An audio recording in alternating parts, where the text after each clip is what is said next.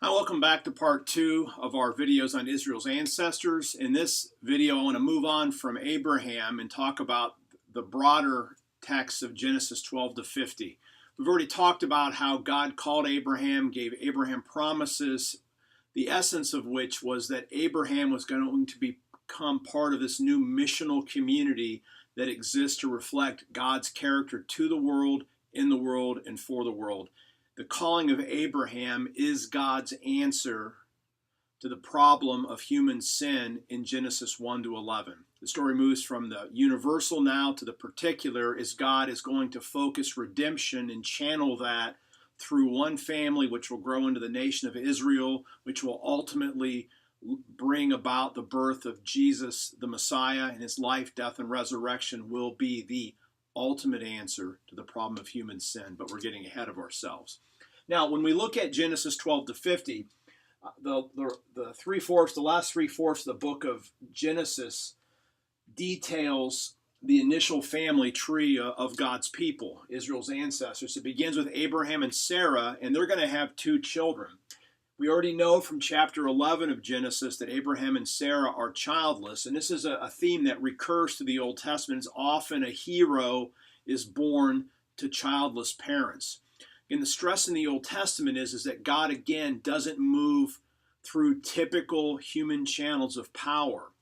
So God isn't going to take the person that has a bunch of kids. God oftentimes takes a couple that can have children and then gives them a child who then becomes a special son. A related theme is the issue of firstborn. When we read through Genesis 12 to 50, in several cases, specifically in the case of Ishmael and Esau, they're the firstborn sons, which was a position of privilege and power in the ancient world. It still is in some cultures today.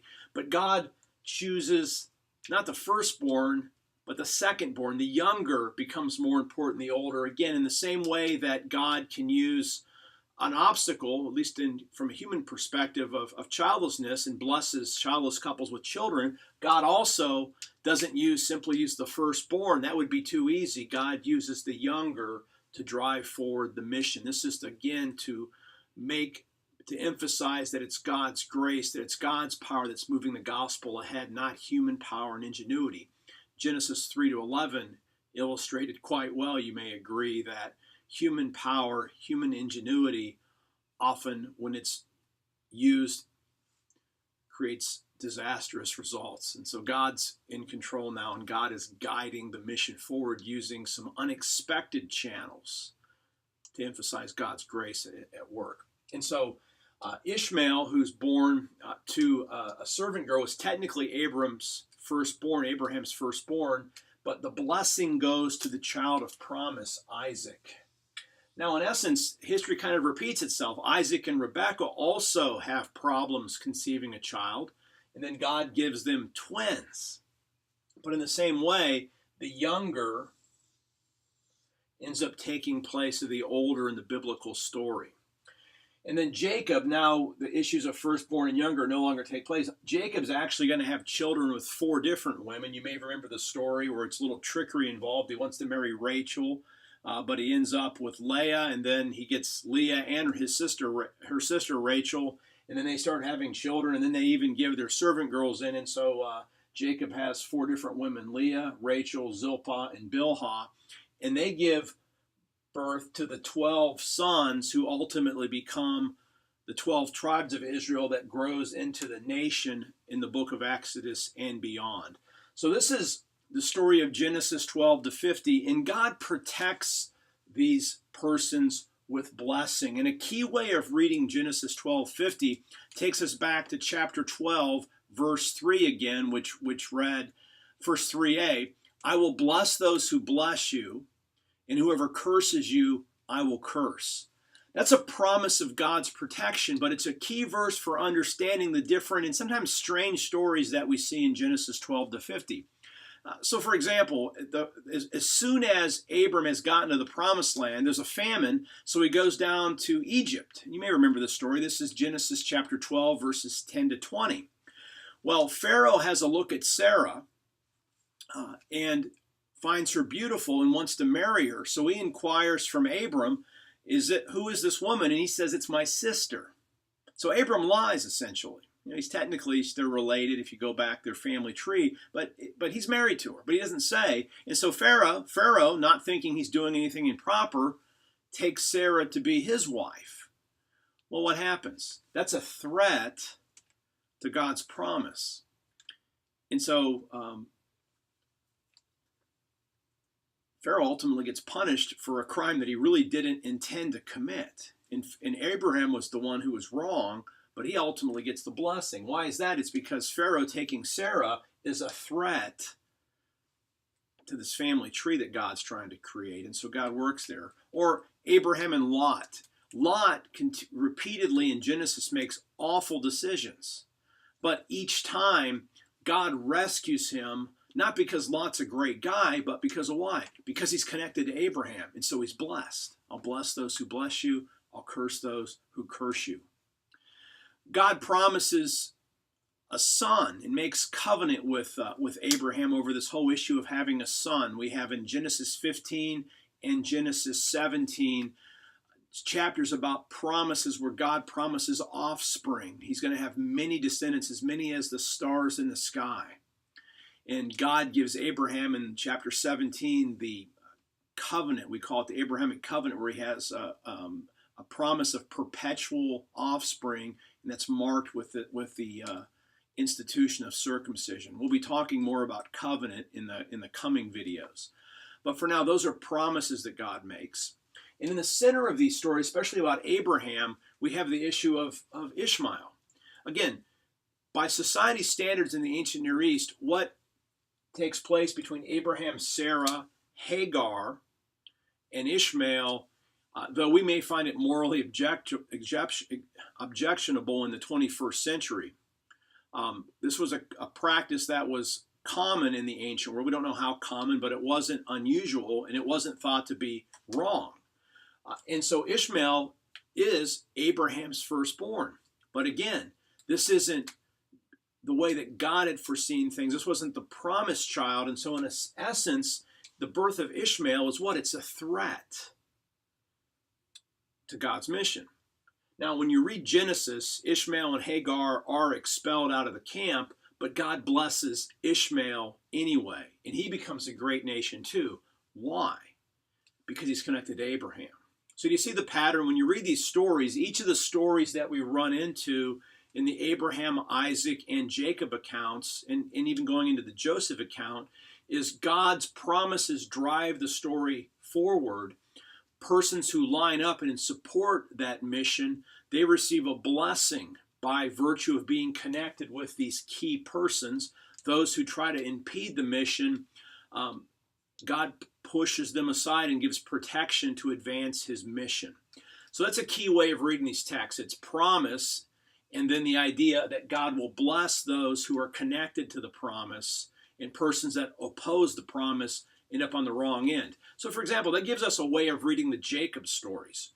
Because when you read Jacob in many ways is an unlikable figure. He's a cheat. He cheats Esau out of his birthright. He tricks and lies to his own father to get the blessing. He cheats his relative Laban out of animals. I mean, there's a lot of things that we don't necessarily want to like about Jacob, but he is the bearer of the promise, and so God protects him. When you read the Jacob story, Jacob ultimately comes around at that key moment where he wrestles with God and surrenders. But up until that point, Jacob is making his way out of his own strength, and God blesses him in spite of Jacob's own actions. But that's a key part of Genesis 12 to 50. God advances his mission through his faithfulness to his promises. This is epitomized in the Joseph story. So when we look at Genesis, essentially Genesis chapters 12 to 36, this gets us from Abraham to Isaac, ultimately to Jacob. The Jacob account then filters down and focuses on one of his sons. Genesis chapter 37 to 50 tells us the story about the 11th born of Jacob, Joseph and how Joseph, through bad events that happened to him due to his own, maybe his immature actions towards his own family, but also because of his brother's jealousy and selling him into slavery, Joseph goes down to Egypt and he suffers. He ends up becoming a slave and then he's put in prison. But Joseph rises up and God gives him abilities. And Joseph, by being in Egypt, God's able to elevate Joseph through the ranks. And Joseph ends up being a leader at a pivotal time when a great famine takes place for 7 years. And Jacob's in a position to warn Egypt. And Egypt's able to prepare. And what that does then is when the famine hits in Palestine, in the land of Canaan, God's people are then able to migrate down to Egypt for food. And lo and behold, who's there, really the right-hand guy of the king of Egypt? It's Joseph. And so God is able to preserve his people through these stories and can keep the family reconciled. And so we have some really interesting things that take place in Genesis 12 to 50 as you're reading through that. You'll note God's faithfulness to God's promises. You'll note that theme of firstborn son over against child of promise. Human power over against God's power and purposes. The younger usurping the older. Genesis 22, this whole issue about promises of God, and you have this pivotal moment when Abram prepares to sacrifice Isaac. Scary story. But it's in a sense, it's the ultimate proof that God is faithful, because Abraham doesn't have to sacrifice Isaac, and instead God provides a ram another way. God's faithful. And at the end of Abraham's account, we have this first issue of land. Land's a big deal. The people move in and out. Abraham has to go to Egypt once. God's people move to Egypt at the end of Genesis. But a lot of this turns on the land of Canaan. And in Genesis, especially chapter 23, Sarah dies and Abraham buys a plot to bury her in. And so in the book of Genesis, God promises them all this land. And that promise is partially fulfilled in the book, even when they're in Egypt, because Abraham had bought a plot of land to bury his own wife in. And that becomes the toehold out of which God builds his kingdom, which we're continuing to do today in this era of the church. So that's the book of Genesis. Again, we could say a lot more in our readings and the required readings that we have for the class. We'll say a lot more. You'll see that in my book, Realigning with God, and also in our other class texts. And you can look in the Biblical Atlas for some information on this. But I also want to point out that the New Testament looks back on this period as critical. Abraham shows up in Matthew's genealogy of Jesus. And Abraham in the book of Matthew represents that missional piece, because Abraham is the connection back to the nations. So it reminds God's people that, again, we're God's people, but God's people exist for what? For the sake of the nations who don't yet know God. Now, the Apostle Paul also uses Abraham for an example of the life of faith. Paul's books in Romans and Galatians argue for faith in Jesus Christ as the basis for our acceptance in God's people. And Paul looks back and sees Abraham as a model for that.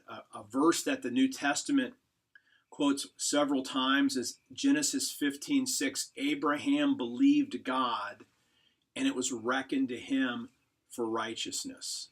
And so Abraham serves as a model of faith. That missional piece, Genesis 12:3, 3b, all people on earth will be blessed through you. All families on earth will be blessed through you. Paul also looks back and calls that the first mention of the gospel. That shows up in Galatians chapter 3, especially verse 8. Another thing is Abraham is a model of faithfulness. We've mentioned that Abraham followed after God. Well, James picks up that same piece in his letter. So James looks back and sees Abraham in chapter 2 as an example and a model of a person whose faithfulness put into practice demonstrates the importance of good works in the Christian life. And so as God's mission continues to advance, Genesis 12 to 50, the calling of Israel's ancestors, sets the stage for the next big event that's going to take place in Israel's life. And in fact, it's the big event in the Old Testament, which is going to be the Exodus from Egypt and then the Sinai covenant. But before we can get to that, we have to go back and look at Israel's ancestors, the beginning of the gospel, the beginning where God calls a new hope, a new humanity to serve as God's missional people that lives to reflect and embody God's characters to the world, for the world, in the world. Till next time, I'm Brian Russell.